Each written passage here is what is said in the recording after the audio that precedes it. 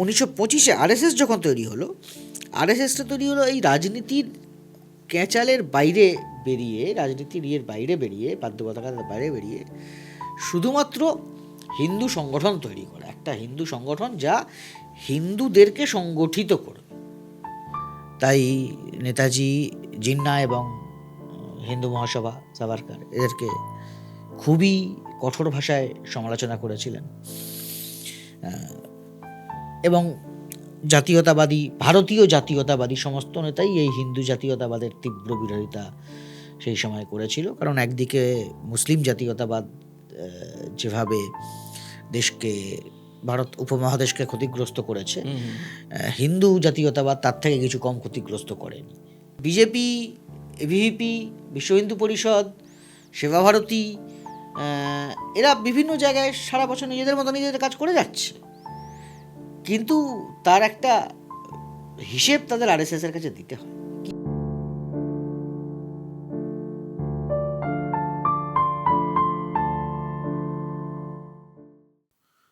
নমস্কার, সব প্রশ্ন চলবের আর একটা পর্ব নিয়ে আজকে আমরা হাজির।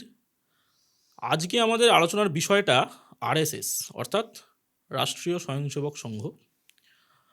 অনেকেই জানেন যে গত বছর অর্থাৎ 2025-এ 27শে সেপ্টেম্বর আরএসএস 100 বছর পূর্ণ করেছে। তাদের যে দীর্ঘ পথ চলা তার একটা অধ্যায় বলা যেতে পারে। তো এই আরএসএস আসলে কি, মানে এই যে সংগঠনটা, এই আমরা যত শুনি এখন, বিশেষত এই বিজেপি ক্ষমতা আসার পর থেকে আরও বেশি করে আমরা সাধারণ মানুষের মধ্যেও শুনছি যে আরএসএস। তো আরএসএস আসলে কি, তারা কি ধরনের সংগঠন, কিভাবে তারা কাজ করে, কারাই বা তাদের প্রতিষ্ঠাতা, বিভিন্ন যে তাদের পদ রয়েছে তাদের ভূমিকাগুলো কি, এই ধরনের নানা বিষয় নিয়ে আজকে আমরা একটু কথা বলবো। মূলত আরএসএস নিয়ে একটু আমরা নিজেদেরকে আরও বেশি করে সমৃদ্ধ করবো, যে আর তাহলে বুঝতে সুবিধা হবে যে আরএসএস অ্যাকচুয়ালি কী করে, মানে ভারতের রাজনীতিতে তাদের ভূমিকাটা ঠিক কী। সেটা বলার জন্য আজকে আমরা পেয়ে গিয়েছি সাংবাদিক ও লেখক স্নিগ্ধেন্দু ভট্টাচার্যকে। স্নিগ্ধেন্দুদা, তোমায় আমাদের পডকাস্টে স্বাগত। এই বিষয়টায় বলতে আসার জন্য তোমাকে আরও বেশি করে ধন্যবাদ, কারণ স্নিগ্ধেন্দুদার একটি বই 2021-এর নির্বাচনের আগে বেরিয়েছিল, Mission Bengal, the Saffron Experiment. Snigdhendu, তোমার কাছে প্রথমেই যে প্রশ্নটা রাখবো, যে এই যে আরএসএস, রাষ্ট্রীয় স্বয়ংসেবক সংঘ, এই যে সংঘ নামটা, তো এই সংগঠনটা কি ধরনের সংগঠন, মানে এদের কাঠামোটা, যে ভেতরকার যে কাঠামোটা ঠিক কেমন? সংঘের কাঠামো খুব ইন্টারেস্টিং, কারণ এটার একটা মূল সংগঠন আছে। মূল সংগঠনটা হচ্ছে রাষ্ট্রীয় স্বয়ংসেবক সংঘ, অর্থাৎ আরএসএস। আচ্ছা, সেটা কেশব বলিরাম হেডগেওয়ার প্রতিষ্ঠা করেন 1925-এ। এই যে মূল সংগঠন আরএসএস, তার কাজ হচ্ছে দৈনিক শাখা পরিচালনা করা। শাখা মানে কি? শাখা হচ্ছে একটা জায়গা যেখানে কিছু পুরুষ, তারা কিশোর হতে পারেন, যুবক হতে পারেন, প্রৌঢ় হতে পারেন, মধ্যবয়স্ক হতে পারেন, তারা দৈনিক একটা নির্দিষ্ট সময় একটা জায়গায় জড়ো হবেন এবং জড়ো হয়ে সেখানে একটা গেরুয়া পতাকা লাগাবেন এবং লাগিয়ে সেখানে তাদের কিছু শ্লোক আছে, তাদের কিছু মন্ত্র আছে, সেগুলো পড়বেন এবং কিছু শরীরচর্চা করবেন। আচ্ছা। এবং বিভিন্ন বিষয় নিয়ে, দেশের সামাজিক, সাংস্কৃতিক, রাজনৈতিক, অর্থনৈতিক, এই সমস্ত বিভিন্ন বিষয় নিয়ে তারা নানা রকম আলোচনা করবেন। তো সংঘের মূল কাজটা হচ্ছে তারা যেটা বলে সেটা হচ্ছে ব্যক্তি নির্মাণের মধ্য দিয়ে রাষ্ট্র নির্মাণ। আচ্ছা, মানে আমরা এক একজন করে মানুষ তৈরি করব, আদর্শ হিন্দু তৈরি করব, সেই আদর্শ হিন্দুরা আরও মানুষকে তৈরি করবে, অনুপ্রাণিত করবে। এইভাবে প্রচুর প্রচুর আদর্শ হিন্দু তৈরির মধ্য দিয়ে আমরা একটা আদর্শ হিন্দু রাষ্ট্র আবার পুনঃপ্রতিষ্ঠিত করব। এই হচ্ছে এদের মূল কাজ। তো সংঘের যে মূল কাজ আরএসএসের, সেটা হচ্ছে এই শাখাগুলি পরিচালনা করা। আচ্ছা। দৈনিক যে শাখার মধ্য দিয়ে তাদের এই ম্যান মেকিং বা মানব নির্মাণ, সেই কাজটা তৈরি হয়, চরিত্র গঠন ইত্যাদিতে তৈরি হয়, বা যাকে আমরা বলতে পারি ডেডিকেটেড কাডার ফোর্স। এইবার এই যারা শাখার মধ্য দিয়ে নিয়মিত প্র্যাকটিস, নিয়মিত সেই শাখা করতে করতে যারা সেখানে একটা সাংগঠনিক দক্ষতা দেখাচ্ছেন। শাখার মধ্যেও সাংগঠনিক বিভিন্ন দায়িত্ব থাকে। যেমন সেখানে প্রধান শিক্ষক বলে একজন থাকেন, আচ্ছা। মুখনায়ক বলে একজন থাকেন। তো এরা হচ্ছে শাখার পরিচালনার দৈনিক কাজটা করেন। তো এইভাবে দেখার মধ্যে দিয়ে তারা দেখান এবার যে কার নেতৃবৃন্দ আর কি। সাংগঠনিক দায়িত্ব কিরকম আছে। এরকম যেন শাখার সংখ্যা বাড়ে। হুম, একটা শাখায় ধরা যাক ১০টা-১৫টা জনকে দিয়ে শুরু হলো। তারপর সেটা ৩০-৩৫ জন হয়ে গেল। তখন হয়তো সেটাকে ভাগ করে নিল দুটো জায়গায়। আচ্ছা। দুটো আলাদা একটা শাখা বাড়লো।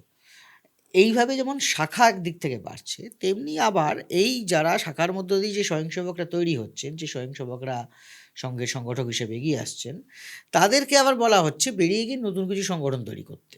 আচ্ছা। সেইগুলো আরএসএস না, সেটা আরএসএস এর বাইরে। এইভাবেই ১৯৩৬-এ আরএসএস তো পুরোপুরি পুরুষদের সংগঠন। সংগঠন। তো তারপর তৈরি হওয়ার ১১ বছর পরে ওরা মহিলাদের জন্য এই সংগঠন করেছিলেন, রাষ্ট্র সেবিকা সমিতি। হ্যাঁ। তো ওই ৩৬ সালে রাষ্ট্রীয় সেবিকা সমিতি একটা তৈরি হয়। এরপর যেটা হয় যে ওই স্বাধীনতার ঠিক পরেই গান্ধী হত্যাকে কেন্দ্র করে দেশে একটা হুলস্থুলু তৈরি হয় এবং সেখানে হিন্দু মহাসভার রোল খুব স্পষ্ট হয়ে আসলেও হিন্দু মহাসভার সঙ্গে আরএসএসেরও যে একটা ঘনিষ্ঠ যোগাযোগ ছিল সেটাও স্পষ্ট হয়ে আসে। ফলে একে কেন্দ্র করে শুধু হিন্দু মহাসভা নয়, আরএসএসের ওপরেও একটা ক্র্যাকডাউন নামে এবং এই ঘটনার পরেই ওরা আসলে ওদের পুরো সাংগঠনিক স্ট্রাকচারটাকে নতুনভাবে চিন্তাভাবনা করে। তার ফলে যেটা হয়, এরপর থেকে ওরা এক এক করে এই তথাকথিত যাকে বলে গণসংগঠন, সেইগুলি তৈরি করা শুরু করে। কীরকম না, কিছু স্বয়ংসেবক যারা বেশ করিতকর্মা হয়েছেন তাদের মধ্যে কিছু জনকে পাঠিয়ে দেওয়া হলো ১৯৪৯ সাল এভিভিপি তৈরি করতে, অখিল ভারতীয় বিদ্যার্থী পরিষদ।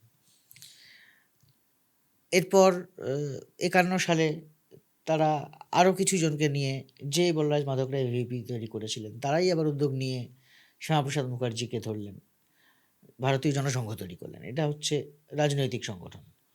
এগুলো সবই আরএসএস তৈরি করছে, সংগঠকরা স্বয়ংসেবকরা বেরিয়ে এসে তৈরি করছেন, কিন্তু খাতায় কলমে আরএসএস এর সঙ্গে কোনো সম্পর্ক নেই। আচ্ছা।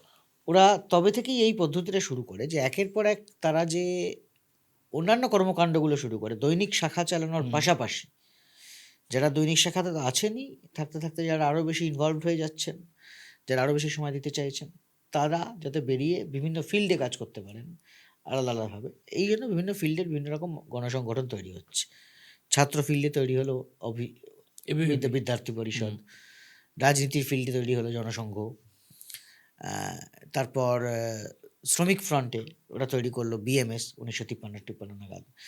এইভাবে একের পর এক আদিবাসী ফ্রন্টে তৈরি করলো তারা বনবাসী কল্যাণ আশ্রম।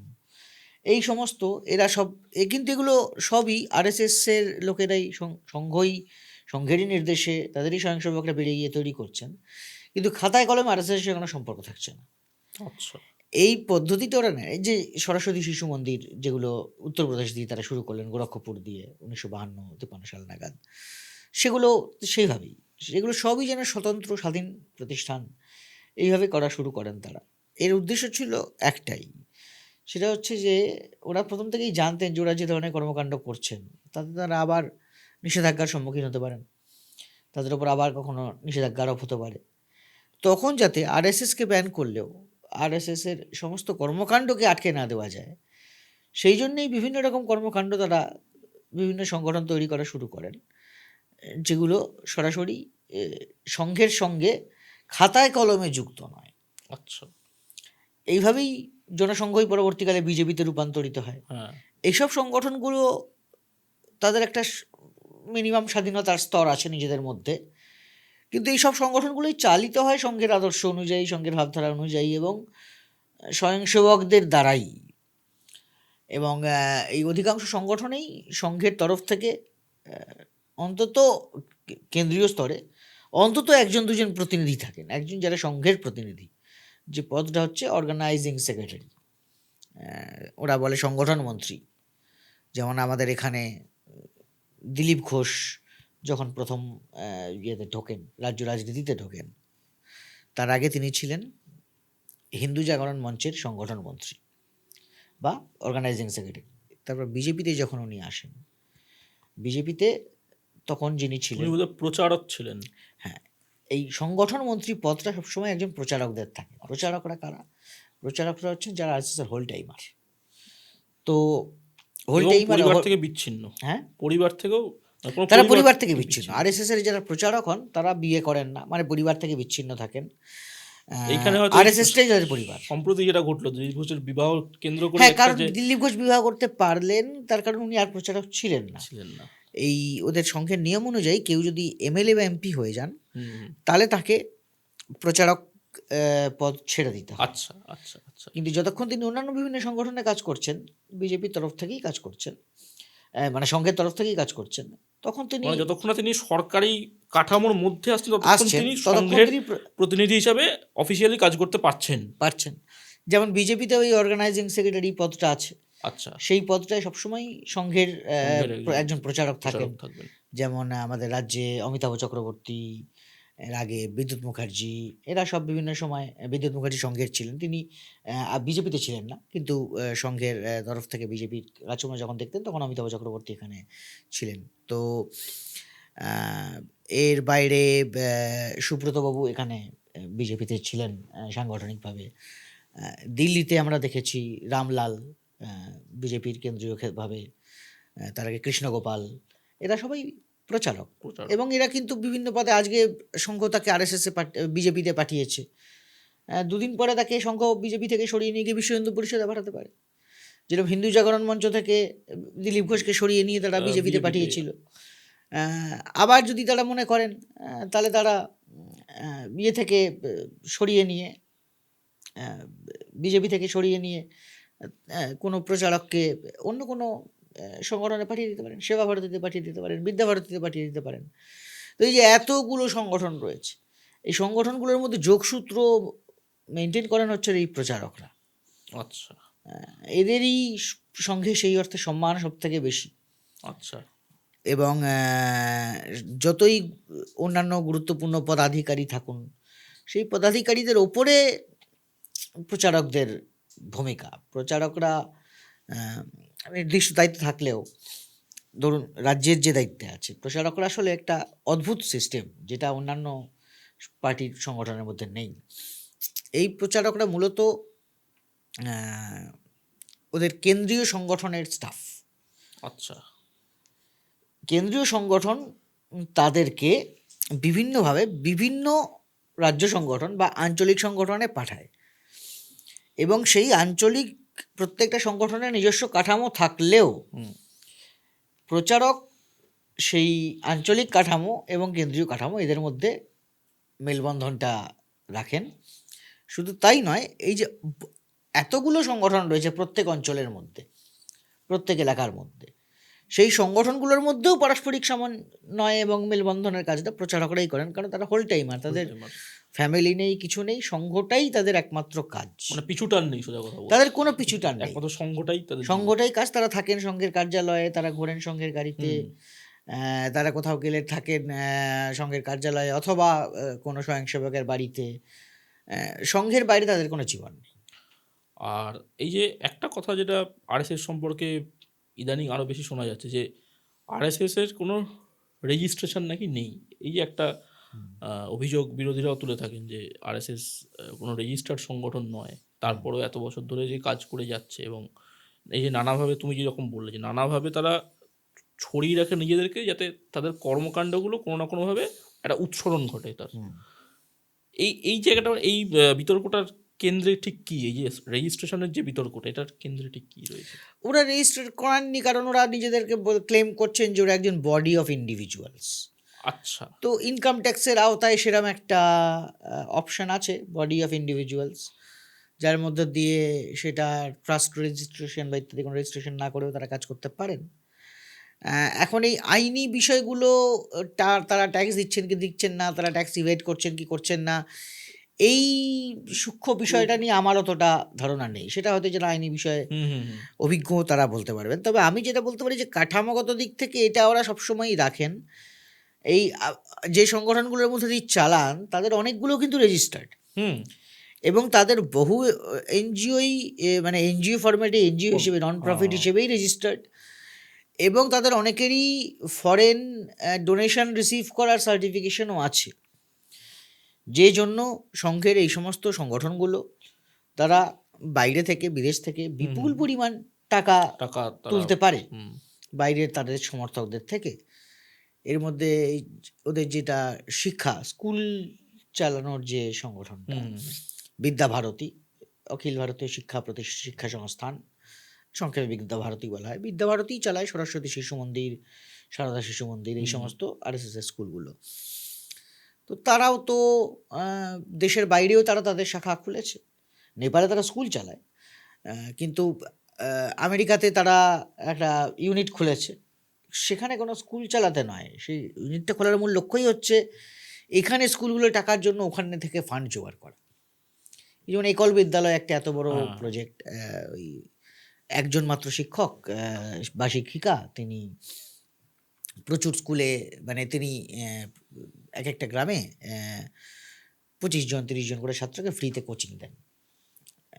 এরকম পশ্চিমবঙ্গে অন্তত 5-6 হাজার তো আছে, তার বেশিই আছে, অনেক বেশি আছে, যেখানে ওই প্রত্যন্ত এলাকায় একেবারে গরিব ঘরের ছেলে মেয়েদেরকে বিনামূল্যে কোচিং দেন।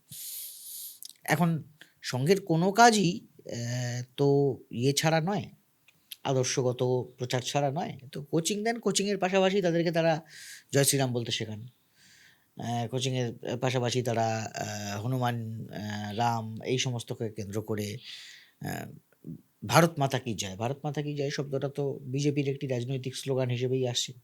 সেটা ওই একল বিদ্যালয় স্কুলে একদম শুরু থেকে, মানে শুরুতেই, ক্লাসের শুরু থেকেই জয় শ্রীরাম, তারপর ভারত মাতা কি জয়, এই সমস্ত বলানো শুরু হয়। এবং ওদের যে আর্যাবর্ত কেন্দ্রিক রাজনীতি সংস্কৃতি, সেইগুলোকে পড়ানো হয়।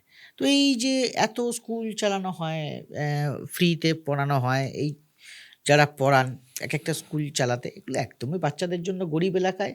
তাহলেও আমরা খোঁজ নিয়ে দেখেছি যে এরকম এক একখানা কোচিং সেন্টার চালাতেও বছরে 8-10 হাজার টাকা করে মিনিমাম ন্যূনতম লাগে। এই টাকাগুলো তারা কিন্তু বিদেশ থেকেই বিভিন্ন স্পন্সর জোগাড় করে আনেন। এবং সেগুলো তো একটা নথিভুক্তকরণ ছাড়া তো সেটা সম্ভব নয়। হ্যাঁ, সেগুলো ফলে ওই সেই ধরনের রেজিস্টার্ড অর্গানাইজেশন রয়েছে, তারা চ্যারিটি হিসেবে বা ট্রাস্ট হিসেবে বা রিলিজিয়াস ফাউন্ডেশন হিসেবে বা নন প্রফিট হিসেবে যারা রেজিস্টার্ড হয়ে আছেন। আবার অনেকগুলি সংগঠনই আছে যারা সম্পূর্ণভাবে আনরেজিস্টার্ড, যেমন মূল সংগঠনটাই আনরেজিস্টার্ড।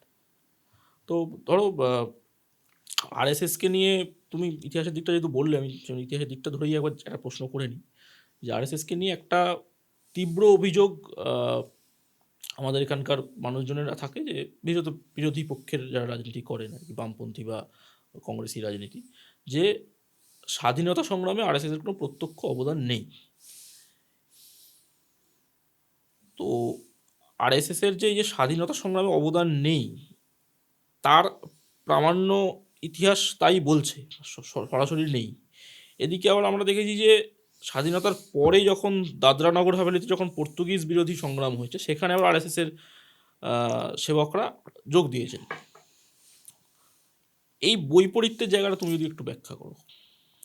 এখানে বৈপরীত্যের কিছু নেই। ব্রিটিশ বিরোধী সংগ্রাম করতে গেলে মার খেতে হতো, জেলে ঢুকতে হতো, সেইটার ওদের ছিল না। ফলে দেশ স্বাধীন হয়ে যাওয়ার পর ব্রিটিশরা চলে গেছে, তখন ওখানে দুখানা ছোটো ছোটো কলোনি, সেটা আর এমন কি বিষয়, তখন আমার দেশ স্বাধীন হয়ে গেছে, ব্রিটিশ শক্তিকে তাড়িয়ে দিয়েছি, আর ওই দুটো ছোটো ছোটো জায়গা। ফলে ওটা কোনো বিষয় না, ওটার কোনো ঝুঁকিই নেই সেই অর্থে। কিন্তু ব্রিটিশ বিরোধী লড়াই করতে গেলে জেলে তো পড়তেই হতো, ফাঁসিতেও ঝুলতে হতে পারতো, গুলিতেও মরতে হতে পারতো, অনেক কিছু হতে পারতো। তারা পুরো স্বাধীনতা সংগ্রামের সময়টাতেই হিন্দুত্ববাদীরা স্বাধীনতা সংগ্রামকে বিরোধিতা করেছেন, কারণ এই স্বাধীনতা সংগ্রাম ভারতের জাতীয় কংগ্রেসের নেতৃত্বে যেটা হয়েছে সেটা খুব স্পষ্টভাবেই ভারতীয় পরিচিতির ভিত্তিতে হয়েছে, ভারতীয় জাতীয়তাবাদের ভিত্তিতে হয়েছে, এবং সেখানে এই যে ভারতীয় পরিচয়, সেটা আমাদের জাতীয় কংগ্রেসের সমস্ত বড় বড় নেতা, সেটা গান্ধী থেকে হন, সুভাষ হন, চিত্তরঞ্জন দাস হন, বিপিন চন্দ্র পাল হন বা জওহরলাল নেহরু হন, এরা প্রত্যেকে দ্ব্যর্থহীনভাবেই বলেছে হিন্দু, মুসলমান, শিখ, ইসাই, পার্সি, বাঙালি, মারাঠি, তামিল, এই সব মিলে ভারতীয় পরিচয়। এই সব আঞ্চলিক পরিচয়, এই সব ধর্মীয় পরিচয়, ভাষাগত পরিচয়, সব পরিচয়ের একটা ফেডারেশন হচ্ছে ভারত। এবং সেই ফেডারেশনকেই যে জাতি বা দেশ হিসেবে আমরা দেখছি, সেটাই হচ্ছে ভারতীয় জাতীয়তাবাদ।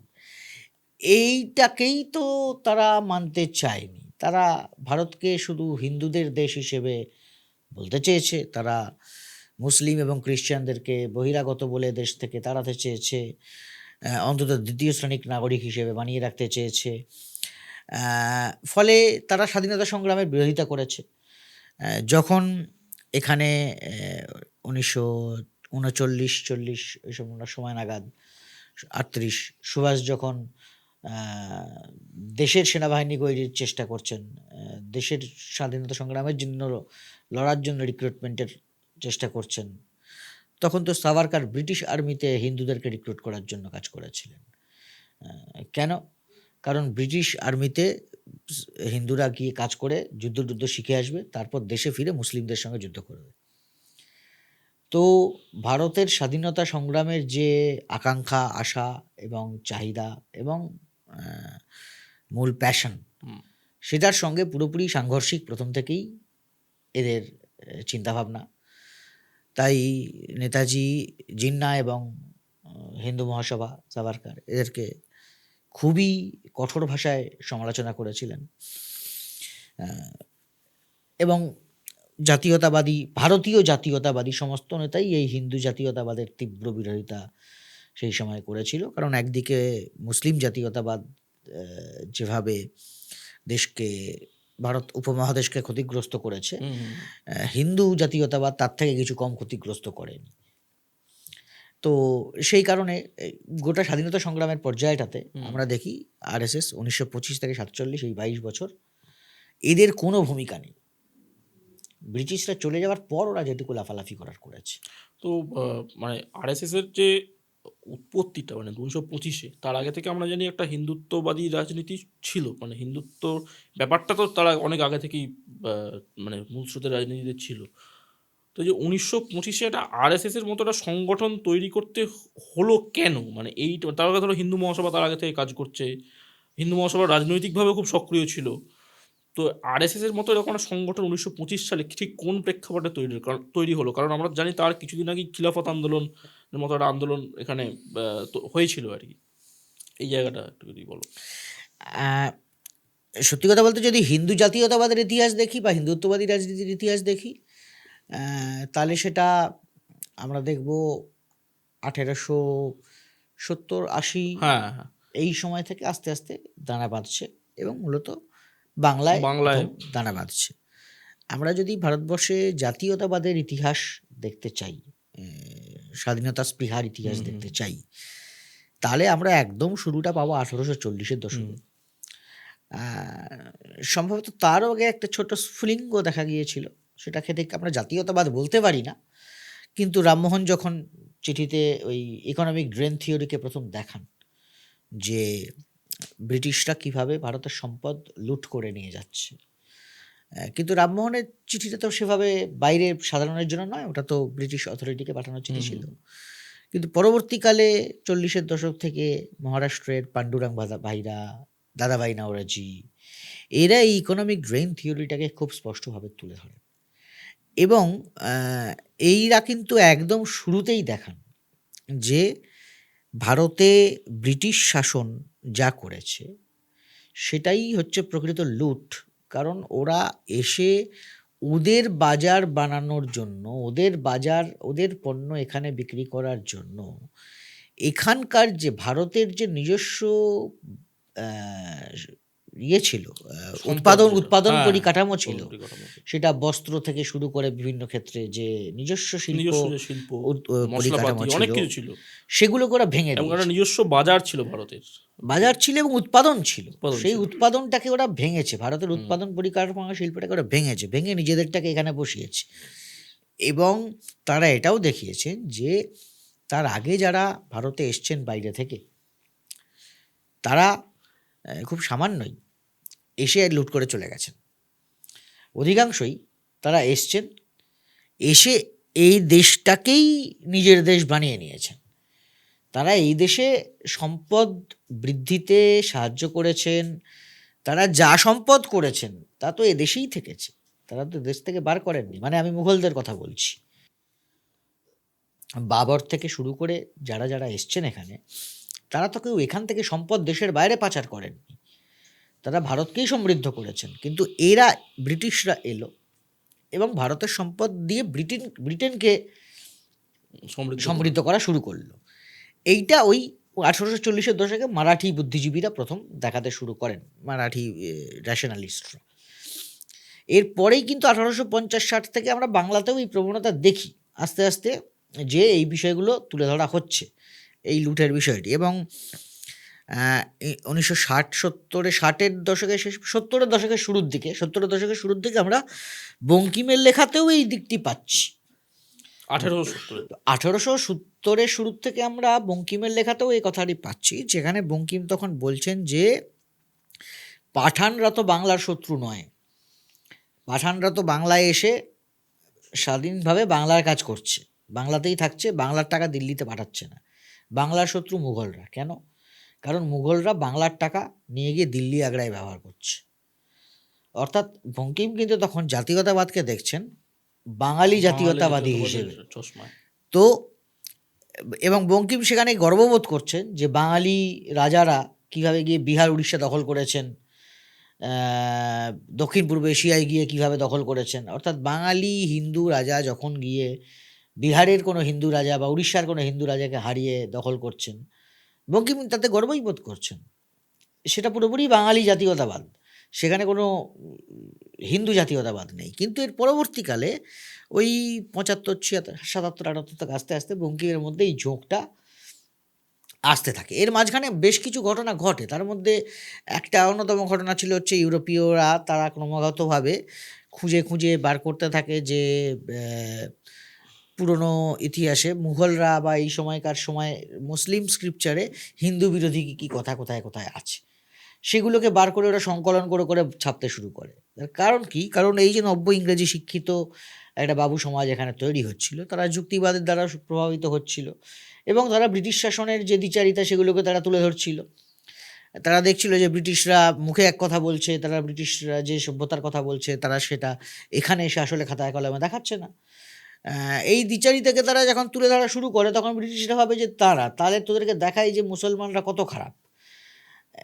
এই উদ্দেশ্যেই কিন্তু 1840-50 এই সময় থেকে ব্রিটিশরা একের পর এক বই ছাপতে শুরু করে, পাঠ্যপুস্তক হিসেবে, যেগুলো ছাত্রদের কাছে আসে, যেখানে ওই মুসলিমরা কোথায় কোথায় বিভিন্ন জায়গা থেকে হিন্দু বিরোধী কথা বলেছেন সেগুলোকে খুঁজে খুঁজে বার করে এনে সেগুলোর একটা সিলেকশন বানানো হয়। হয়তো 100টা বই থেকে খুঁজে খুঁজে বার করে এনে সবকটা একটা বইয়ের মধ্যে একটা কোটেশন, একটা সমগ্র বানিয়ে দেওয়া হয়েছে। এবং সেখানে আমরা প্রত্যেকে দেখছি সেই বই যেখান সরকারের কাছে পাঠানো হচ্ছে ইয়ের জন্য, ফাইনাল অনুমোদনের জন্য, তখন সেখানে তলায় লেখাই দেওয়া হচ্ছে যে আমি নিশ্চিত যে এই বই পড়ার পর যে হিন্দুরা এতদিন ধরে ব্রিটিশ শাসনের নানা ভুল ত্রুটি ধরছে, তারা আর ব্রিটিশ শাসনের ভুল ত্রুটি ধরবে না, তারা বুঝতে পারবে যে ব্রিটিশ গিয়ে মুসলিম এলে তারা আরও বিপদে পড়বে। এইভাবে ব্রিটিশরা নিজেদের শাসনকে এখানে বাড়িয়ে নিয়ে যাওয়ার জন্য একটা মুসলিম বিদ্বেষ তখন থেকেই ধুয়ো দিতে শুরু করেছিল। কিন্তু বাংলার আরও একটি ঘটনা ঘটলো, সেটা হচ্ছে যে 1871-এর সেন্সাসে প্রথম দেখা গেল যে বাংলার হিন্দু এবং মুসলমান সংখ্যায় প্রায় সমান। তখন তো অভিযুক্ত বাংলা, এইটা কারোর ধারণা ছিল না। সবার ধারণা ছিল যে বাংলা ব্যাপকভাবে হিন্দু প্রধান এলাকা, পূর্ববঙ্গে কিছু মুসলমান আছে। কিন্তু এই 1871-এ যখন এটা দেখা গেল, তখন একটু চমকে উঠলো। তখন এই নিয়ে একটা পড়াশোনা খোঁজ শুরু হলো, কী হলো ব্যাপারটা, কী হলো। 1881 সেন্সাসে দেখা গেল যে মুসলমানরা ছাড়িয়ে গেছে হিন্দুদের সংখ্যায়, অবিভক্ত বাংলায় মুসলমানরা সংখ্যাগরিষ্ঠ হয়ে গেছে। এইবার আরও হইচই শুরু হলো। এই সেন্সাস রিপোর্টেই কিন্তু প্রথম দেখা গেল, ইন্ডিকেশন দেওয়া হলো যে এটার কারণ হচ্ছে পূর্ব বাংলার একটা বড় অংশের দলিত, যারা নমশূদ্র এবং পোত সম্প্রদায়ের, তারা এই হিন্দু উচ্চবর্ণের ওপর রাগে, হিন্দু উচ্চবর্ণের ওপর ক্ষোভে দলে দলে মুসলিম হয়ে যাচ্ছে, ধর্মান্তরকরণ হচ্ছে। তো ওই সময়টাতে একটা এখন তখন কেন ধর্মান্তরিত হচ্ছেন সেটা নিয়ে এরা খোঁজ শুরু হলো, কারণ তখন তো মুসলমানরা ক্ষমতায় নেই, শাসন ক্ষমতা ব্রিটিশদের হাতে এবং প্রশাসন হিন্দু বাবুদের হাতে। তো মুসলমান এলিট কোথাও নেই, না শাসনে না প্রশাসনে। তাহলে তারা কি করে এই ক্ষমতা পাচ্ছে যে এত লোককে কনভার্ট করা? তার কারণ এই কনভার্সনটা গায়ের জোরে হচ্ছে না, এই কনভার্সনটা স্বেচ্ছায় হচ্ছে। হিন্দু উচ্চবর্ণের অত্যাচারে তৃতীয়বিরক্ত নিম্নবর্ণের মানুষজন, তারা বিশেষ করে নমশূদ্র সম্প্রদায়, তারা ইসলাম গ্রহণ করতে শুরু করছে। এই থেকেই কিন্তু 1880 এবং 90-তে আমরা দেখছি বাংলা থেকে সরাসরি হিন্দুত্ববাদ বা হিন্দু জাতীয়তাবাদের ইয়েটা শুরু হচ্ছে। চন্দ্রনাথ বসুর যে হিন্দুত্ব নামটা দিচ্ছেন, এন মুখার্জি বই বেরোচ্ছে, এবং হিন্দু খতরে মে হ্যায় এই চিন্তাটা সেখানে আসছে। এবং এই হিন্দু খতরে মে হ্যায় চিন্তা থেকেই তাদের মাথায় তখন এই চিন্তাটাও আসছে যে আসলে দলিতরা কনভার্টেড হয়ে যাচ্ছে বলে এই মুসলমানরা সংখ্যায় বেড়ে যাচ্ছে, তাহলে এবার আমাদেরকে কিছু না কিছু করে দলিতদেরকে কাছে টানতে হবে। ফলে ওই 1880 থেকেই হিন্দু রিফর্মেস একটা শুরুও হয় ওই সময় থেকে, যার পরে আমরা আর্য সমাজের ইয়ে পাই, যেখানে কাস্ট সিস্টেমকে ডিনাউন্স করা শুরু হয় যে না না না এই জাতিভেদ প্রথাকে আমাদেরকে প্রত্যাখ্যান করতেই হবে, নইলে আমাদের হিন্দু ধর্মই শেষ হয়ে যাবে। তো এইভাবে এই ধাপে ধাপে এটা এগোচ্ছিল। এরপর 1915 সালে এসে হিন্দু মহাসভা তৈরির কারণ হচ্ছে 1906-7 এখানে ইয়ে তৈরি হয়ে গেছে, মুসলিম লীগ তৈরি হয়ে গেছে। মুসলিম লীগ তৈরির কারণ হচ্ছে এই একের পর এক সেন্স আসে, 1881, 1891, 1901, পরপর সেন্সে দেখা যাচ্ছে মুসলিম জনসংখ্যা বাড়ছে। তখন মুসলিম জনসংখ্যা বাড়ছে, মুসলিমরা সংখ্যাগুরু হয়ে গেছে, কিন্তু বাংলা শাসন ক্ষমতায়, সেটা ইয়েতেই হোক, অ্যাসেম্বলিতেই হোক, সেটা প্রশাসনেই হোক, সেটা চাকরিতেই হোক, সেটা জনপ্রতিনিধিত্বেই হোক, মুসলিমদের অংশীদারিত্ব খুব কম। তার কারণ মুসলিমদের বড় অংশই তো চাষা, গরিব মানুষ তো মুসলিম হয়েছে। আর মুসলিম এলিট যারা ছিলেন, সেই মুসলিম এলিটরা তো 1793 চিরস্থায়ী বন্দোবস্তের পর থেকে মুসলিম এলিটরা নিয়ে আস্তে আস্তে শেষ হয়ে গেছে।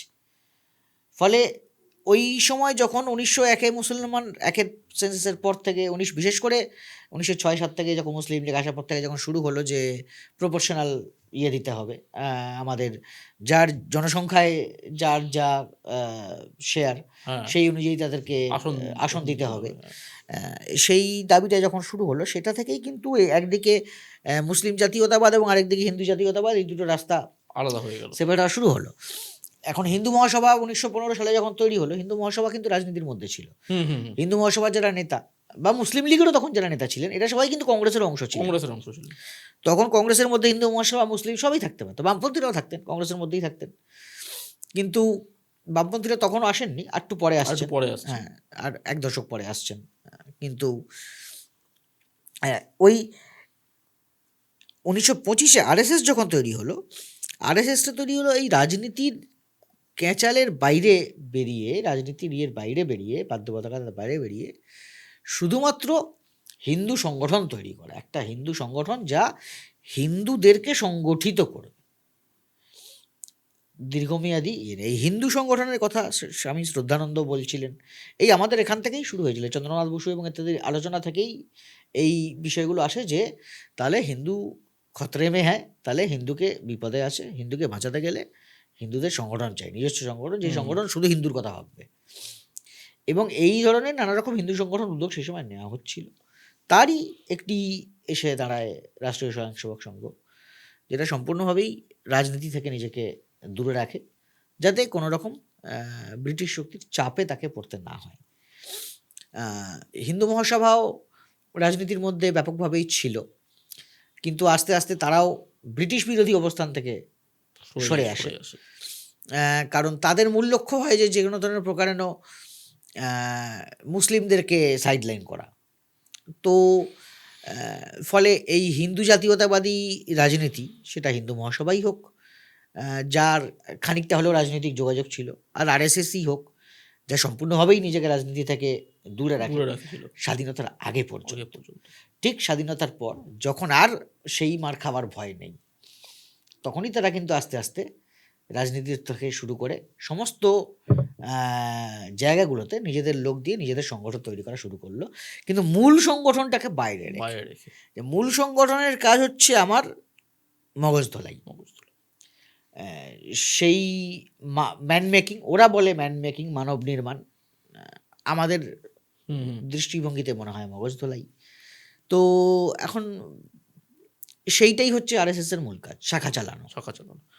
ধরো আরএসএস এর যে আইডিওলজিক্যাল যে জায়গাটা আমরা যদি দেখি, যে মানে আমাদের দেশে যে মনুসংহিতা তার সঙ্গে অনেকটা মেলে, সেটা অনেক সময় অনেকে মুখ ফসকে বলেও ফেলেছেন আর কি।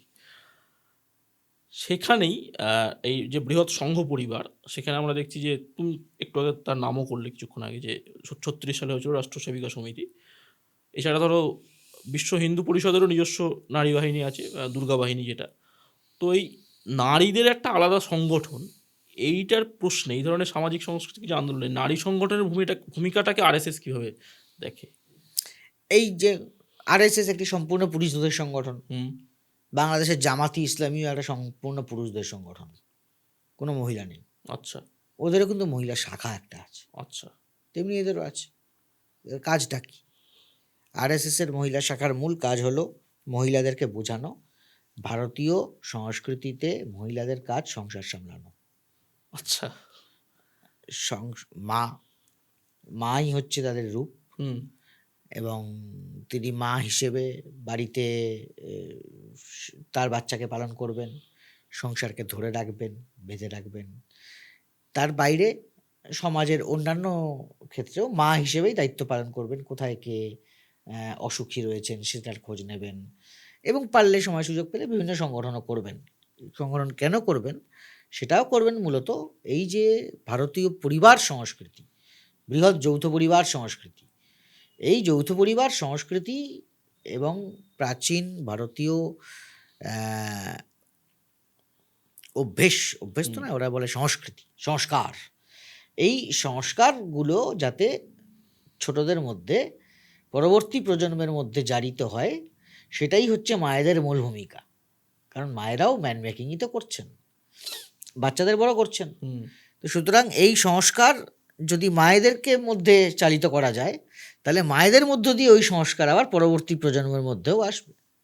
ওদের তো একটা সংগঠন সেই গর্ভ সংস্কার নিয়েও একটা কাজ করেছিল, আচ্ছা যে একজন মহিলা যিনি যখন তার প্রেগন্যান্ট, তখন তিনি যদি এই এই এই এই কাজগুলো করেন, তাহলে তার একটি আদর্শ পুরুষ সন্তান হবে।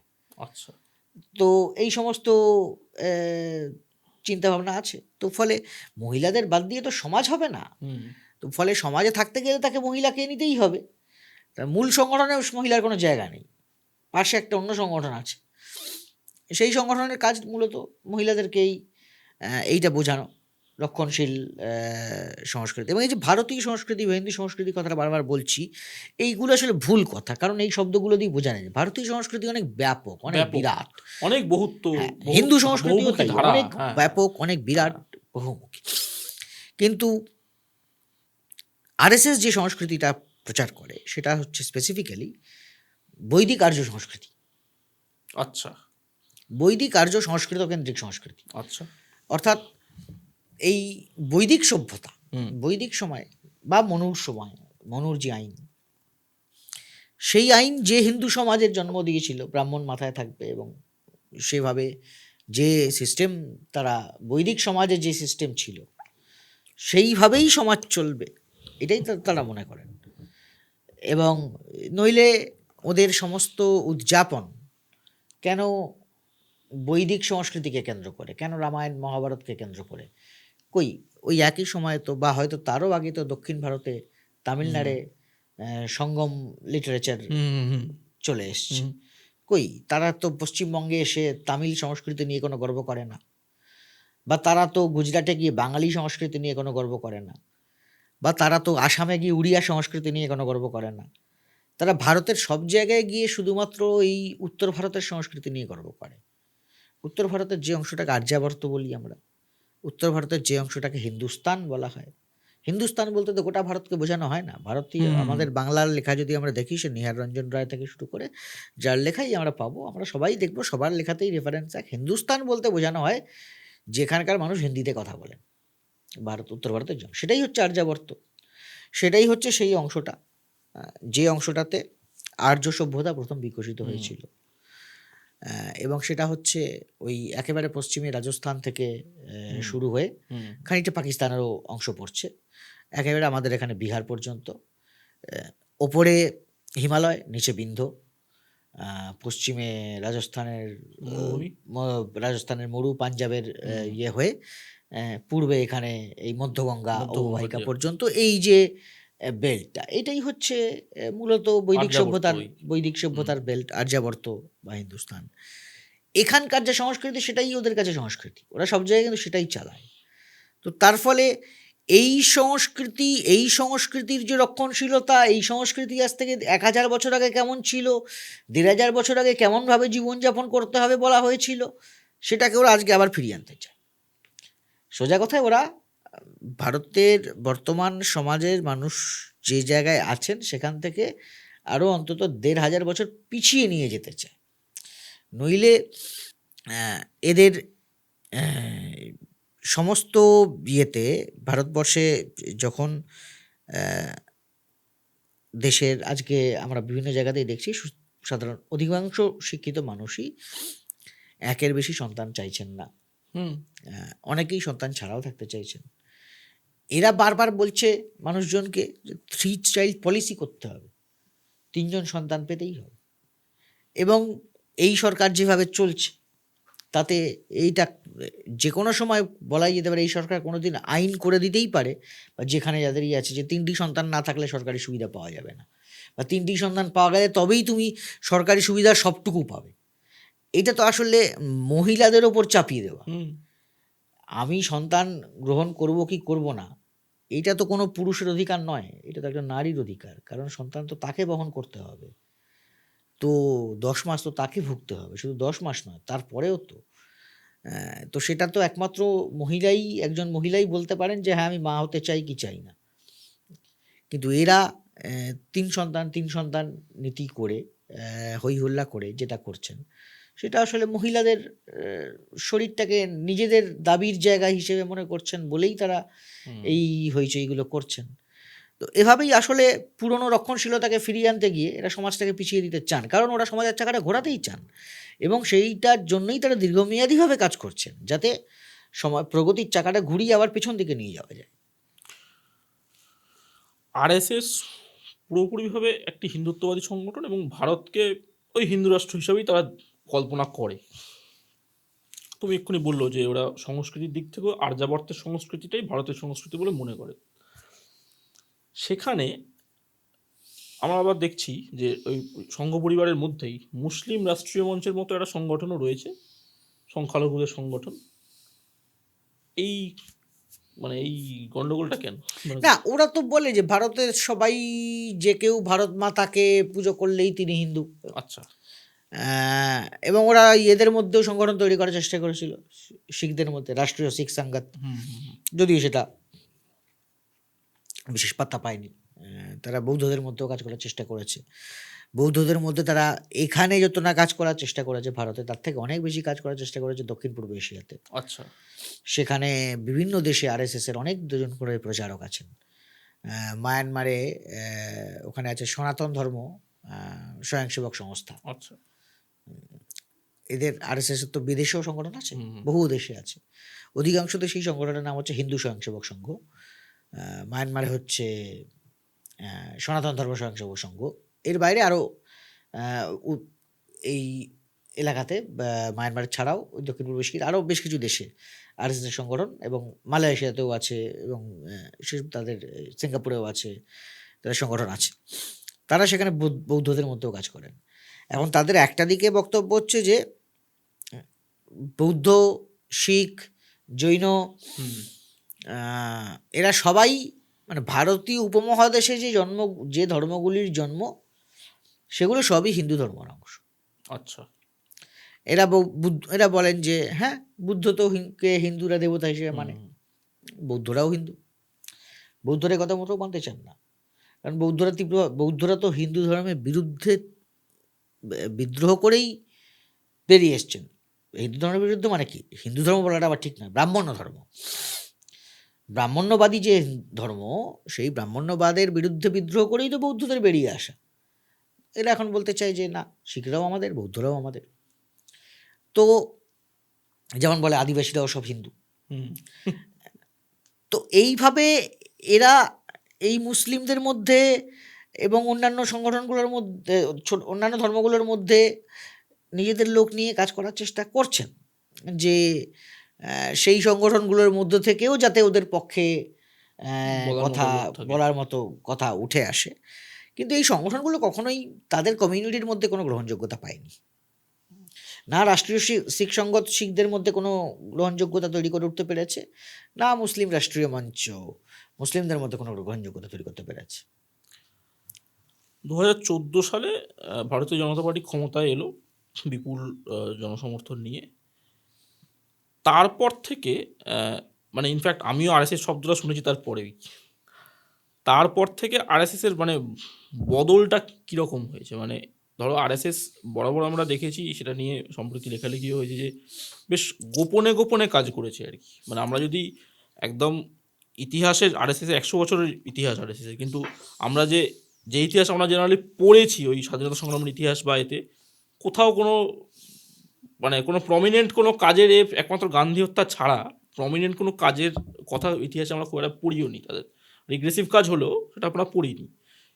সেখানে আজকে আমরা দেখছি যে প্রকাশ্যে মোহন ভাগবত সাংবাদিক সম্মেলন করে অনেক কথা বলেন, অনেক ধরনের আদর্শের কথা বলেন। তো এই বদলটা মানে কেন হলো? মানে এই ধরনের আরএসএসের নিজেদের পথ থেকে তারা কি এখন একটু সরছে? খানিকটা সরেছে। আরএসএস আগের থেকে অনেক বেশি রাজনৈতিকভাবে অ্যাক্টিভ হয়েছে মোহন ভাগবত আসার পরে। 2009 থেকেই, 9তে এসেছিলেন। হ্যাঁ 2009 উনি দায়িত্ব নেন। তারপর থেকেই সংঘ আস্তে আস্তে অ্যাক্টিভ হওয়ার চেষ্টা করে এবং বিশেষ করে রাজনৈতিক অ্যাক্টিভিটিও বাড়ায়। এক্ষেত্রে সংঘের এক নেতা আমাকে একবার বলেছিলেন যে সংঘ মনে করছে, সংঘ যদিও রাজনীতিতে অংশ নেয় না, তিনি ভাই বলেছিলেন যে সংঘ রাজনীতিতে অংশ নেয় না, কিন্তু সংঘ মনে করছে যে রাজনৈতিক ক্ষেত্রে অনুকূল পরিস্থিতি তৈরি হলে সেটা সংঘের বিস্তারের জন্য ভালো। তো সুতরাং রাজনৈতিকভাবে অনুকূল পরিস্থিতি তৈরি করার জন্য সংঘ যতটুকু করার সেটা সংঘ করবে, কিন্তু রাজনৈতিক কাজ যারা রাজনীতির কাজ করেন তারাই করবেন, সংঘ সহায়তাটুকু করবে। উনি এইভাবে বলেছিলেন। কিন্তু আসলে ঘটনা হলো যে ওই সময় থেকে আমরা প্রচুর তৎপরতা দেখেছি এবং সংঘ থেকে একের পর এক বিজেপির মধ্যে আরও অনেক সংগঠক পাঠানো হয়েছে। পশ্চিমবঙ্গে রাজ্যে সংগঠন তৈরি করতে সংঘের একটা বড় ভূমিকা ছিল। বিভিন্ন জেলায় জেলায়, শুধু রাজ্যে তো নয়, মানে কলকাতায় নয়, বিভিন্ন জেলায় জেলায়, বিভিন্ন জেলা স্তরে, ব্লক স্তরে সংঘের সে সমস্ত জায়গার সঙ্গে যুক্ত মানুষদেরকে বিজেপিতে পাঠানো হয়েছে বিজেপি সংগঠন তৈরি করার জন্য। হয়েছে, তারা খুবই অ্যাক্টিভ রোল নিয়েছে। আর একটা হয়েছে, সেটা হচ্ছে যে এই ক্ষমতা থাকার ফলে প্রবল বৃদ্ধি হয়েছে। এর মধ্যে যেটা সংঘের কিছু প্রবীণ কর্মী আমাকে কিছুদিন আগে বলছিলেন, তাদের আশঙ্কা যে প্রচুর বেনজল ঢুকেছে। তাদের বক্তব্য যে একসময় তারা যখন সংগঠন করেছেন তখন অত্যন্ত প্রতিকূল পরিস্থিতি ছিল এবং তারা খুব কঠোরভাবে কাজ করেছেন শুধুমাত্র আইডিওলজিক্যাল মোটিভেশন নিয়ে। সেখানে বহু জায়গায় ওরা দিনের পর দিন জাস্ট একটা কাঠের চৌকিতে চাদর পাতা তার উপরে শুয়েছেন, ট্রেনে বাসে লম্বা লম্বা জার্নি করেছেন, হেঁটে হেঁটেও লম্বা জার্নি যেতে হয়েছে। এই সমস্ত অনেক পরিশ্রম তাদেরকে করতে হয়েছে এই আদর্শ পৌঁছে দিতে।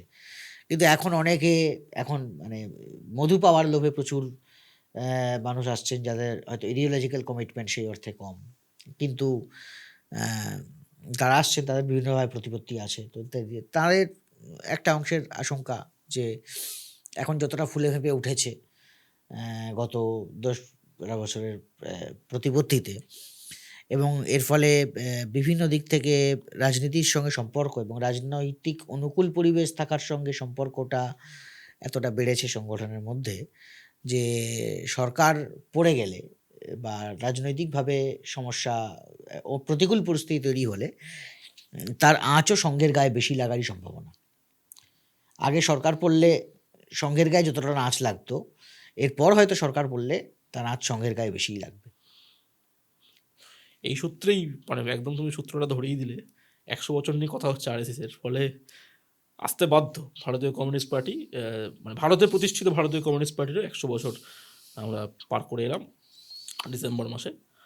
তো এই 100 বছরের যে যাত্রা, দুটি সংগঠনের বা দুটি দলের দুটো অবশ্যই আলাদা, মানে কমিউনিস্ট পার্টি পুরোপুরিভাবে রাজনৈতিক দল, এরা একটি সামাজিক সাংস্কৃতিক সংগঠন আর এই আরএসএস। সেখানে আমি অবশ্য এটাকে সামাজিক সাংস্কৃতিক বলি না, আমি আচ্ছা এটাকে সামাজিক রাজনৈতিক সংগঠনই বলি। আচ্ছা, তো মানে আমি যদি ধরো নির্বাচনী রাজনীতির জায়গাটা আমি যদি বলি, সেখানে দুটো তাদের পথ পুরোপুরি আলাদা। বামপন্থীরা এরা বলে রাজনীতি করে, ওরা না বলে রাজনীতি করে। রাজনীতি করে। তো বামপন্থীরা দীর্ঘ সময় বামপন্থীরা যথেষ্ট মানে ক্ষমতায়, বিভিন্ন রাজ্যে ক্ষমতায় থেকেছে, কেন্দ্রে প্রধান বিরোধী থেকেছে একটা সময়। তো দীর্ঘ সময় বামপন্থীদেরই বেশিরভাগ সময়টা আমরা দেখতে পেয়েছি। কিন্তু আজকে ঠিক 100 বছরের মানে দোরগোড়ায় বা 100 বছর যখন পার হচ্ছে, সেই সময় দেখছি যে সম্পূর্ণ অন্য চিত্র। তুমি তার সঙ্গে তুমি যে এক্ষুনি সংঘের যে সমস্যাটা ইদানিং দেখা দিচ্ছে তুমি বলছো, তো বামপন্থীদের এই যে ব্যর্থতাই যদি বলি একদম সাদা বাংলায়, তার সঙ্গে কি এরকম কোনো প্রবণতার কোনো সম্পর্ক আছে, এবং সেটা সংঘের ক্ষেত্রে সেটা হয়নি, বামেদের ক্ষেত্রে সেটা হয়েছে, এরকম কিছু? না, আসলে দুটো দুটো সম্পূর্ণ দুভাবে গতি পেয়েছে দুটো আন্দোলন। আহ, এবং বামেরা যে কোনো কারণেই হোক পূর্ব ভারত এবং দক্ষিণ ভারতের বাইরে খুব একটা বেরোতে পারেননি। মূলত রাজস্থানে কিছু কিছু একদম পাঞ্জাব রাজস্থানে শুরুর দিকে কিছু কিছু প্রভাব হয়েছিল, হয়েছিল, হ্যাঁ। কিন্তু তথাকথিত হিন্দি হার্টল্যান্ডে ওরা কখনোই খুব বেশি প্রভাব বিস্তার করে উঠতে পারেননি। এখন ওদের মূল ইয়েগুলো ছিল, আমরা যদি দেখি 1930, 1940, 50 এই দশকে তারা কোথায় বেশি ভোট পেতেন, 60, 70 অবধি, তাহলে আমরা দেখবো সেটা ওই পূর্ব ভারত, বাংলা, বিহারেও কিছু কিছু, উড়িষ্যায় অল্প সামান্য, তারপর একদম অন্ধ্র থেকে শুরু করে তামিলনাড়ু, কেরালা অবধি এই বেল্টটাতে ওরা একটা ভালো সমর্থন ছিল। কিন্তু 60-এর দশক এবং 70-এর দশকে দুটো ঘটনা ঘটে যেটা বামেদেরকে একটা ধাক্কা দেয়।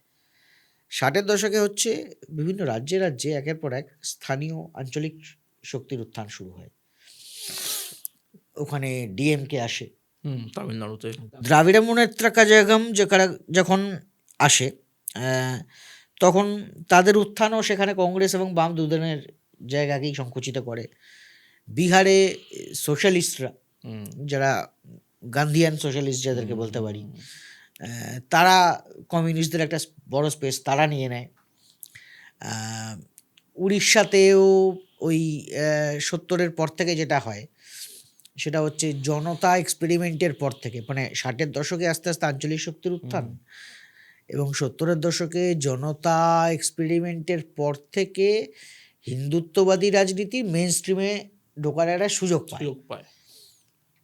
এবং এরপরে এই 90-এর দশকে, এই মানে 70-এর দশক পর্যন্ত আমরা যদি দেখি, তাহলে দেখবো যে ভারতের বিভিন্ন প্রান্তে দক্ষিণপন্থী শক্তি বা হিন্দুত্ববাদী শক্তি এবং বামপন্থী শক্তি এদের ক্ষমতা প্রায় সমান সমান। আচ্ছা, কিন্তু সেটা 90 থেকে আস্তে আস্তে পাল্টে যাচ্ছে, 80 থেকেই আস্তে আস্তে পাল্টেছে। 80 থেকে আস্তে আস্তে হিন্দুত্ববাদীরা বেশি সংহত হচ্ছে, বিশেষ করে হিন্দি হার্টল্যান্ডে ওদের জোর বাড়ছে। আর এদিকে আঞ্চলিক দলগুলির উত্থান, আঞ্চলিক রাজনীতির উত্থান বামেদের জায়গা খেয়ে নিচ্ছে, কিছুটা কিছুটা করে ওরা খেয়ে নিচ্ছে। 90-এর দশকে এদিকে রাম মন্দির আন্দোলনকে কেন্দ্র করে একটা প্রবল হাওয়া তুলল। উল্টো দিকে সেই দশকেই বাম দুনিয়াতেও একটা হতাশার নেমে এলো। একদিকে সোভিয়েতের পতন, আরেকদিকে নিওলিবারালিজম, গ্লোবালাইজেশন, এগুলো সব শুরু হয়ে গেল, যুগোস্লাভিয়াও ভেঙে গেল, অনেকগুলো ঘটনা। এবং এরপর থেকে যেটা হয়েছে, নিওলিবারালিজম এবং গ্লোবালাইজেশনের অন্যতম ফল যেটা হয়েছে সেটা হচ্ছে বামেদের যে দুটো মূল শক্তি ছিল, প্রধান শক্তি ছিল প্রায় বলা যায় ট্রেড ইউনিয়ন আন্দোলন প্রায় নষ্ট হয়ে গেছে। কারণ শ্রমিক চরিত্রটাই পাল্টে গেছে, শ্রমের চরিত্রটাই পাল্টে গেছে। স্থায়ী শ্রমিক ব্যাপারটাই, সরকারি শ্রমিক ব্যাপারটাই আস্তে আস্তে উঠে যাচ্ছে। ফলে এই হায়ার অ্যান্ড ফায়ার পলিসি যেভাবে ঢুকে গেছে, তার মধ্যে শ্রমিক আন্দোলন চালানোটাই মুশকিল হয়ে গেছে। ফলে শ্রমিক আন্দোলনের দুর্বলতা বামেদেরকেও একটা নিশ্চয়ই দুর্বল করেছে।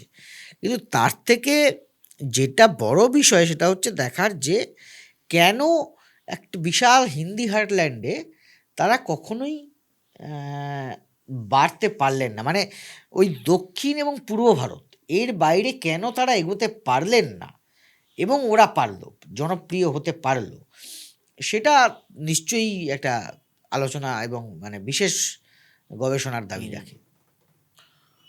আরএসএস আর বিজেপির সম্পর্কটা কীরকম, মানে আরএসএস বিজেপিকে দিয়ে কীভাবে তাদের এজেন্ডা পূরণ করায়, বা দুজনের মধ্যে কোনো রকম বিরোধিতার জায়গাও আছে কিনা এটা নিয়ে কিছু বলো। না না, আরএসএস সবসময় নিজেদেরকে হিসেবে তুলনা করে, হুম, হিন্দু আনডিভাইডেড ফ্যামিলি, আচ্ছা, নিজেকে তাই সঙ্গে যৌথ হিন্দু পরিবার হিসেবে তুলনা করে। তাহলে আরএসএস হচ্ছে সেই ঠাকুরদা, ঠাকুরদার কথায় বাবা চলছে, বাবার কথায় বাবার ছেলেরা চলছে, এইভাবে উনি ঠাকুরদা, উনি শেষ কথা, ওনার কথাই মানতে হবে। কিন্তু পরিবারের গুরু উনি, তার বাইরে বাবা জ্যাঠা কাকা সবাই বিভিন্ন জায়গায় বিভিন্ন চাকরি বাকরি করছে, রোজগার করছে, নিজেদের সংসার চালাচ্ছে নিজেদের মতো। কিন্তু দিনের শেষে নাতির বিয়ে কোথায় হবে, নাতনির বিয়ে হবে কি না, এগুলো ঠাকুরদাই সিদ্ধান্ত নেবে। তো সেভাবেই বিজেপি, এবিভিপি, বিশ্ব হিন্দু পরিষদ, সেবাভারতী, এরা বিভিন্ন জায়গায় সারা বছর নিজেদের মতো নিজেদের কাজ করে যাচ্ছে, কিন্তু তার একটা হিসেব তাদের আরএসএস এর কাছে দিতে হয়। কি কাজ মানে কোন কথাটা সামনাসামনি প্রকাশ্যে বলবো, কোন কথাটা বলবো না, এগুলো কি আগে থেকে সবসময় সবকিছু হয়তো দৈনিক লেভেলে হয় না, হয় না? আচ্ছা, কিন্তু একটা নির্দিষ্ট ইন্টারভেলে একটা কোঅর্ডিনেশন আছে, আচ্ছা, এবং গুরুত্বপূর্ণ বিষয়ের ক্ষেত্রে তো তাদের ভেতরে নিয়মিত কোঅর্ডিনেশন থাকে। বেশ। বন্ধুরা, আপনারা যারা নিয়মিত নাগরিক পড়েন, আমাদের এই পডকাস্ট দেখছেন, তারা জানেন যে নাগরিক এমন একটি স্বাধীন সংবাদ মাধ্যম যারা শুরুর দিন থেকে আজ প্রায় 4.5 বছর হয়ে এলো আমাদের, কোনো রকম কর্পোরেট সংস্থা বা ব্যবসায়িক প্রতিষ্ঠানের অনুদান, বিজ্ঞাপন, পৃষ্ঠপোষকতা কিছুই নেয় না। আমাদের ভরসা আপনারাই, অর্থাৎ নাগরিকরাই। আপনাদের উৎসাহে এবং মতামতে আমরা এতদূর পেরিয়ে এসেছি। তাই সেই কথাই আবারও বলবো যে আপনার নাগরিক নিজের ট্যাঁকে রাখুন। ভিডিওর ডেসক্রিপশনে দেওয়া লিঙ্কে ক্লিক করে আপনারা সাধ্যমতো অনুদান পাঠাতে পারেন, এবং নাগরিক যে সুস্থ আলোচনার পরিসর চালিয়ে নিয়ে যেতে চায় সেই পথে তাদের সাহায্য করুন। দেখতে থাকুন, পড়তে থাকুন nagorik.net। এবার একটু যদি আমরা বাংলার দিকে তাকাই আর কি, তোমার বইটাও অ্যাকচুয়ালি যে বিষয়টা নিয়ে, যে বাংলায় আরএসএসের উত্থান, তো এখানে আরএসএসের উত্থানটা ঠিক প্রবলভাবে কোন সময়, মানে স্টিপ জাম্প আরএসএসের উত্থানের কোন সময়টা? এখানে সঙ্ঘের কাজ তো শুরু সেই 1900 থেকেই, 30-এর দশক থেকেই। হ্যাঁ, হ্যাঁ, আহ, প্রথম শাখাটা 40-এ নাগাদ হয় উত্তর কলকাতায়। তো এখানে পিকে উঠেছিল 92-তে, আচ্ছা, 90-92-তে, তখন প্রায় হাজারদের এক শাখা তৈরি হয়েছিল। তারপর সেটা আবার কমে যায়। আচ্ছা, ওই কিছুটা বেড়েছিল ওদের সময়, তৃণমূলের সঙ্গে যখন বিজেপির জোট ছিল 98 থেকে 2000, 98 থেকে। সেই সময় কিছুটা বেড়েছিল। কিন্তু তারপর ওই 2001-এর নির্বাচনে ধাক্কা খাওয়ার পর আরএসএসের শাখা বেশ কিছুটা কমে যায়, এবং 2011-12 নাগাদ যখন সরকার পতন হয় তখন রাজ্যে মাত্র 1000-এর কম শাখা, 800টা মতো নেমে এসেছিল। তারপর আবার বাড়তে বাড়তে সেই পুরনো সংখ্যায় চলে গেছে, 1600 পেরিয়ে গেছে। কিন্তু শাখা যত না বেড়েছে তার থেকে অনেক বেশি বেড়েছে গণসংগঠন, গণসংগঠনগুলোর কাজ, মানে বিশ্ব হিন্দু পরিষদ, বজরং দল, সেবা ভারতী, বিদ্যা ভারতী, একল বিদ্যালয়, ক্রীড়া ভারতী, সংস্কৃত ভারতী, সংস্কার ভারতী। আমি এই বইটাতেই আমি বোধহয় অন্তত হাফ ডজন সংস্থার নাম দিয়েছিলাম, যারা আরএসএসের সমান সংঘ পরিবারের সংগঠন। কিন্তু এই হাফ ডজনের বাইরে অন্তত আরও 2 ডজন রয়েছে। এখানে যাদের যাদের কথা বলেছি তাদের মধ্যে সেবা ভারতী আছে। সেবা ভারতী যেমন ছোট ছোট এনজিও দিয়ে নিয়ে কাজ করে, যেসব নাম শুনে বোঝাও সম্ভব নয় যে আরএসএসের লোক। যেমন দুর্গাপুরের ওখানে, সেখানে ইছাপুর বলে একটা গ্রাম পঞ্চায়েত আছে, সেখানে হেটে ডোবা বলে একটা গ্রাম আছে, সেখানে একটা হোমিওপ্যাথি ডিসপেন্সারি চালায়। 1989 সাল থেকে চলছে, এটা ডিসপেন্সারি চলে, সেটা চালায় হচ্ছে বিবেকানন্দ বিকাশ পরিষদ, কিন্তু এটা আরএসএসের সঙ্গে। মানে খুব মানে কিন্তু শাখারও স্থানীয়- শাখা আর কি এরকম। হ্যাঁ, এই বিবেকানন্দ বিকাশ পরিষদ এটা কার সংগঠন? দেখা যায় বিবেকানন্দ বিকাশ পরিষদকে চালায় হচ্ছে সেবা ভারতী। আচ্ছা, সেবা ভারতী কার সংগঠন? সেবা ভারতী হচ্ছে আরএসএস এর সংগঠন।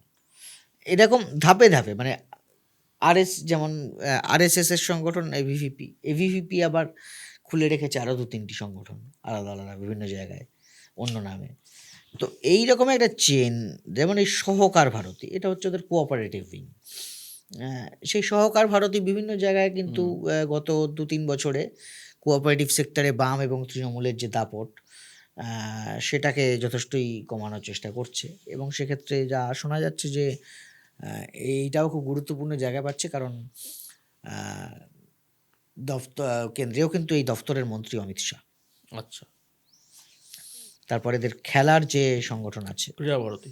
ক্রীড়া ভারতী, তারা বিভিন্ন জায়গায় তীর ধনুক, যোগ, কুস্তি, আর্চারি, তারপর সোর্ড ফাইটিং, আচ্ছা, এই সমস্ত কম্পিটিশন ইত্যাদি। মানে বৈদিক ক্রীড়া আর কি, হ্যাঁ হ্যাঁ হ্যাঁ, ভারতীয় ক্রীড়া বলে ওরা ভারতীয় যেটাকে, ক্রীড়া। সেইগুলোর ইয়ে করছে। ধনুর্বিদ্যা আর কি। হ্যাঁ। এই যেমন আর্চারির বদল। বিজেপির যেমন শিক্ষক সেল আছে আলাদা, হ্যাঁ হ্যাঁ, তেমনি আরএসএস এর নিজস্ব শিক্ষক সেল আছে, আচ্ছা, অখিল ভারতীয় রাষ্ট্রীয় শৈক্ষিক মহাসংঘ AVRSM। আবার সেরকম আরএসএস এরই শিক্ষার জন্য 3টে আলাদা আলাদা সংগঠন আছে। আচ্ছা, একটা প্রাথমিক শিক্ষকদের জন্য, একটা কলেজ শিক্ষকদের জন্য, এইরকম। তো ফলে সেই জন্যেই যে বিজেপি এবং আরএসএস বা সংঘ পরিবার বললে সবসময় সংঘ পরিবার হিসেবে ধরতে হয়, কারণ এটা কোনো একটা, দুটো বা 3টে সংগঠন নয়, এটা কয়েক ডজনও নয়, এটা কয়েকশো সংগঠন। আর অতি সম্প্রতি একটা ইয়ে প্রকাশিত হয়েছে, সেটা অনেকে হয়তো দেখেননি, একটা ডেটাবেস তৈরি করেছেন, বাইরে থাকেন কিছু রাষ্ট্রবিজ্ঞানী, তার মধ্যে একজন হচ্ছেন ফরাসি রাষ্ট্রবিজ্ঞানী ক্রিস্টোফ জ্যাফ্রোলে, উনি আছেন, আর অস্ট্রেলিয়ার একজন আছেন ফেলিক্স প্যাল। ওরা মিলে আরএসএসকে নিয়ে একটা ডেটাবেস তৈরি করেছেন, আরএসএস লিঙ্কড সংগঠনগুলোর। তাতে ওরা 2500 সংগঠনকে লিস্ট করেছেন, 2500, যেগুলো সংঘের সঙ্গে সম্পর্কিত সংগঠন। মানে কয়েকশো থাকছে না, কয়েক হাজার হয়ে যাচ্ছে। 2500 সংগঠন তারা লিস্ট করেছেন, এবং সেই ডেটাবেস সেটা ওরা পাবলিক করেননি এখনো, সেটা ওরা শুধুমাত্র রিকোয়েস্টের ভিত্তিতে মানুষকে অ্যাক্সেস দিচ্ছেন, এবং কিছু কিছু সাংবাদিকদের অ্যাক্সেস দিয়েছেন, আমার দেখার সৌভাগ্য হয়েছিল। তো সেটা দেখে আমি যেটা দেখলাম যে অন্তত বাংলার ক্ষেত্রে ওরা যেটা লিস্ট করেছেন সেটা খুবই অসম্পূর্ণ। তার ফলে আসলে খুব নিশ্চিতভাবেই বলা যায় যে এই 2500 তালিকাটাও 2500 থাকবে না, কারণ ওরাও বাকিদেরকে ইনভাইট করেছেন, যে তারাও বলছেন স্পষ্টভাবেই, মানে এটা একটা ওই মানে কন্টিনিউয়াস প্রসেস, ডেটাবেস আপডেট হতে থাকবে আর কি। ওরাও বলছেন যে আমরা 2500 লিস্ট করেছি, আমরা বলছি না এটা কমপ্লিট, আমরা জানি এর বাইরে প্রচুর আছে, আপনারা যদি জানেন কোথায় কোথায় গ্যাপ আছে আমাদের জানান, আমরা সেগুলো অ্যাড করতে থাকি। এবং মানে আমি যেটা আরও মানে বলতে বলতে মাথায় এলো যে আরএসএস এর সংগঠন তো বুঝলাম, 2500 সংগঠন আরএসএস এর সঙ্গে লিঙ্কড, আর আরএসএস এর আন্ডারে এদের বাইরেও আরো সংগঠন আছে যারা আরএসএস এর এজেন্ডায় কাজ করে। না, এগুলো সেগুলো ধরেই, ও আচ্ছা, এগুলো সেগুলো ধরে সরাসরি আরএসএস এর সঙ্গে লিঙ্কডের সংখ্যাটা কম। আচ্ছা, মানে খাতায় কলমে সংখ্যাটা হচ্ছে ওটা কয়েক ডজন হবে, ওটা ওই 40-42, যেগুলো একদম খাতায় কলমে, যেগুলোর মধ্যে প্রচারক রয়েছে, যে সংগঠনগুলোর দায়িত্বে প্রচারকরা রয়েছেন, সেই সংগঠনের সংখ্যা ওই 40-এর কাছাকাছি হবে। কিন্তু এই 40টার প্রত্যেক কটার আবার কারো 2টো, কারো 3টে, কারো 10টা, কারো 12টা করে শাখা সংগঠন রয়েছে। বেশ, একদম শেষ প্রশ্ন, এবছর আমাদের নির্বাচন, বিধানসভা নির্বাচন, তো তৃণমূলকে নিয়ে একটা তো অ্যান্টি ইনকামবেন্সি মানুষের মধ্যে তৈরি হয়েছে দুর্নীতির প্রশ্নে, নানা প্রশ্নে। সম্প্রতি আবার নানা রকম ইকুয়েশন আমরা দেখতে পাচ্ছি, এই সম্প্রতি যে ইডি যেটা হলো সেটা নিয়েও একটা অন্যরকম চিত্র তৈরি হলো। এই অবস্থায়, এবং তুমি যেটা বললো যে তৃণমূল আসার পর থেকে গণসংগঠন আরএসএস এর আরও বেড়েছে, এই অবস্থায় আরএসএস এর ভূমিকা কীরকম হতে পারে বলে তুমি ভাবছো? হতে পারে না, মানে পুরোপুরি আছে। আরএসএস বাংলায় বিজেপিকে আনার জন্য 105% কাজ করছে। আচ্ছা, এবং বিজেপির মধ্যে যতটুকু নড়াচড়া, তার থেকেও সম্ভবত বেশি নড়াচড়া বা চিন্তাভাবনা আরএসএসের মধ্যে চলছে। এবং তার কারণ খুব পরিষ্কার, এটা তো আরএসএসের বাংলা, কেরালা এবং তামিলনাড়ু এই তিনটে জেতা হচ্ছে ওদের আইডিওলজিক্যাল প্রজেক্ট, কারণ এগুলোকে তারা মনে করে সেকুলারিজমের ঘাঁটি, যেগুলোকে ভাঙতে হবে। বাংলা, কেরালা, তামিলনাড়ু এই তিনটি জায়গা ট্র্যাডিশনালি সাম্প্রদায়িক রাজনীতিকে নানাভাবে প্রত্যাখ্যান করেছে এবং একটা প্রগতিশীল সমাজের কথা ভেবেছে, যে সমাজে একটা সুস্থভাবে শিক্ষা দীক্ষা নিয়ে ভদ্র সমাজের মতো থাকা যায়, সেই রকম একটা সমাজের কথা ভেবেছে। এখান থেকেই সব থেকে বড় সব সমাজ সংস্কার আন্দোলনগুলো উঠে এসছে। আমরা ওখানে আমরা যদি এখানে দেখি, তাহলে রামমোহন, বিদ্যাসাগর থেকে শুরু করে রবীন্দ্রনাথ হয়ে যে সমাজ সংস্কার আমরা এখানে পেয়েছি, ওখানেও সেভাবে দক্ষিণ ভারতেও আমরা পেরিয়ারদের মধ্য দিয়ে পেয়েছি। মহারাষ্ট্রে আমরা ফুলেদের, জ্যোতিবা ফুলেদের মধ্য দিয়ে পেয়েছি। তো মহারাষ্ট্রে বহুদিন ধরেই ওরা অনেকটাই দখল করতে পেরেছে। শিবসেনার মতো শিবসেনাকে দখল করে নেওয়ার মধ্যে রয়েছে। হ্যাঁ, মূলত শিবসেনাকে দখল করেই বিজেপি মহারাষ্ট্র দখল করতে পেরেছে, আসতে পেরেছে। মহারাষ্ট্র যেখানে একসময় বামেদের ভালো, মহারাষ্ট্রে বামেদের একটা অত্যন্ত ভালো ছিল এবং প্রথমত শিবসেনাই বামেদেরকে দুর্বল করেছে। মহারাষ্ট্রে অবশ্য সোশ্যালিস্ট আন্দোলনটাও বেশ জোরদার ছিল, কিন্তু ওই ট্রেড ইউনিয়ন আন্দোলন এবং সোশ্যালিস্ট দুটোকেই 60-এর দশকে শিবসেনাকে দিয়ে ভাঙিয়ে দেয় ওখানকার ক্ষমতাশীল ব্যবসায়ীরা, ইন্ডাস্ট্রিয়ালিস্টরা, শিল্পপতিরা। তারা শিবসেনাকে ফান্ডিং করেন যে মেরে এই বামপন্থী ইউনিয়নগুলো ভেঙে দাও। তো মহারাষ্ট্র সেভাবে হয়েছে। কিন্তু এই তিনটে ওদের জায়গা, যেগুলো ওদের কাছে একটা আইডিওলজিক্যাল ব্যাপার, যে বাংলা, কেরালা এবং তামিলনাড়ু আমাদের জিততেই হবে, সেকুলারিজম ভাঙতেই হবে, ফাইনাল ফ্রন্টিয়ারের মতো সেকুলারিজম ভাঙতেই হবে। লোকে কোথায় কোথায় রবীন্দ্রনাথের গান গাইবে, পেরিয়ারের কবিতা আবৃত্তি করবে, এই সমস্ত চলবে না। এই তিলক লাগাতে হবে। এই কালকেই শুনলাম অযোধ্যায় সিদ্ধান্ত হয়েছে এই রাম মন্দিরের 15 কিলোমিটারের মধ্যে কোনো বাড়িতে কোনো ননভেজ ডেলিভারি হবে না। তা আমি যদি ওখানে ধরুন একটা বাড়ি কিনে 10 বছর ধরে বসবাস করছি, আমার বাড়ি থেকে 5 কিলোমিটার দূরে অযোধ্যার মন্দির হয়েছে, আমি পরিবার নিয়ে বহু বছর ধরে সেখানে আছি, আমি আমিষাসী, হঠাৎ করে বলা হলো তোমার বাড়িতে আর আমিষ খাওয়ার কোনো ডেলিভারি হবে না, আমি কি বাড়ি ছেড়ে চলে যাব? আমি বাড়ি বিক্রি করে চলে যাব? পশ্চিমবঙ্গে তো তাই হবে বিজেপি ক্ষমতায় আসলে। এই একটা চিকেন প্যাটিস কাণ্ড আমরা দেখলাম, এটা একটা চিকেন প্যাটিস কাণ্ড নয়, এটা কিন্তু বিভিন্ন জায়গায় হচ্ছে, দেশের বিভিন্ন কাণ্ডে হচ্ছে। এটা বুঝতে হবে যে এই রাজ্যে তারা বিরোধী, এই রাজ্যে একটা সরকার আছে যে মারতে পারে, তারপরেও এরা সাহস পাচ্ছে এখানে নিরামিষের নামে হামলা করার। দেশের অন্য প্রান্তে কি চলছে সেটা বোঝার জন্য এটাই যথেষ্ট। অযোধ্যা মন্দিরের 15 কিলোমিটারের মধ্যে নাকি নিরামিষ কিছু ডেলিভারিই হবে না। এটা তো মানুষের আমি মাছ মাংস না খেয়ে থাকতে পারি না, আমার লাগবে, এবং ভারতের সংবিধান আমাকে সেই অধিকার দিচ্ছে। এই হিন্দুত্ববাদী নিরামিষখোর মানুষগুলো তারা নিজেদের মতো যেখানে যা খুশি খান না, কোনো তো আপত্তি নেই, কোনো আপত্তি নেই। উনি সকালে উঠে থেকে 3 লিটার গোমূত্র খান না, কোনো আপত্তি নেই। উনি গোবরে রোজ স্নান করুন না, কোনো আপত্তি নেই। কিন্তু উনি গোবর মেখে আমায় জড়াতে আসছেন কেন? আমার এখানেই আপত্তি। তো আরএসএস এই কাজটি করে। আরএসএস নিরামিষ খাক, আমার কোনো আপত্তি নেই। কিন্তু আরএসএস এবং আরএসএসের সংগঠন বিজেপি, তারা কেন আমিষাসী লোককে নিরামিষ খেতে বাধ্য করছে? বলছে ওখানে মন্দির আছে 2 কিলোমিটারের মধ্যে, কোনো মাছের বাজার বসবে না। আমার বাঙালির তো মাছের সঙ্গে ঈশ্বরের সংঘাত নেই।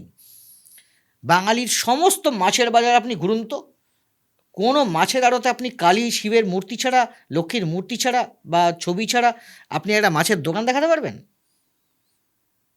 পাঁঠার মাংসের দোকান দেখাতে পারবেন? এমনকি মুরগির দোকান দেখাতে পারবেন, যে মুরগির দোকানে কালীর ছবি, শিবের ছবি ঝুলছে না? আপনি আমাকে ভগবান শেখাতে এসে বলছেন যে 15 কিলোমিটার দূরে কোনো আমিষ খাওয়া যাবে না, বাড়িতে আমিষ ডেলিভারি করা যাবে না। এইটাই হচ্ছে ফ্যাসিবাদ, লোকের ওপর চাপিয়ে দেওয়া।